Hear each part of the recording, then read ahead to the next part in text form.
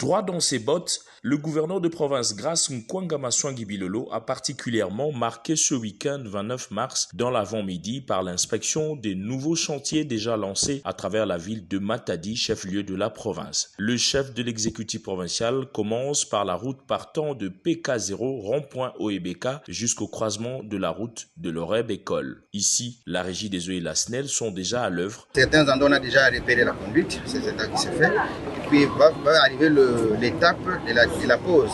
Pendant ces travaux là-bas, on pourrait connaître des perturbations. Il y a certains travaux déjà exécutés, tels que quelques poteaux délocalisés et puis canalisation basse tension aussi. Ce qui nous reste, ce sont des poteaux de distribution moyenne tension avec les câbles associés.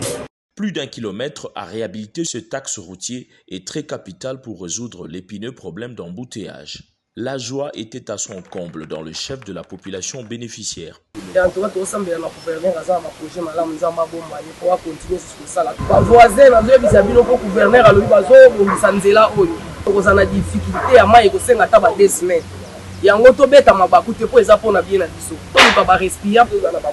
Tous ces travaux sont financés par le gouvernement provincial et exécutés par les entreprises SIC et Shandong Construction International.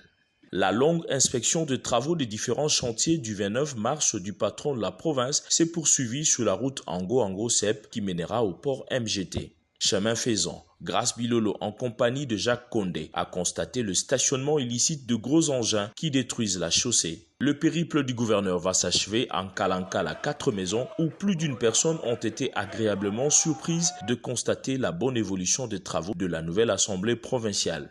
Le chef a eu droit aux explications techniques avant d'apporter ses amendements pour éviter les erreurs du passé. Un bâtiment de 3 étages sortira de cette terre avec 55 places assises pour les députés provinciaux, 35 places pour les invités, 5 places pour le bureau, un balcon de 95 places pour le public, 75 places dans différents bureaux VIP, un parking avec grande capacité d'accueil et un ascenseur.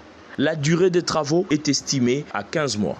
Il faut noter qu'outre la construction de l'Assemblée provinciale, une boucle va être construite pour relier l'entrée et la sortie vers le nouveau joyau. Par ailleurs, un parking imposant derrière le bâtiment de la nouvelle Assemblée sera également construit. Un ouf de soulagement pour les habitants du quartier qui y voient un développement de leur coin.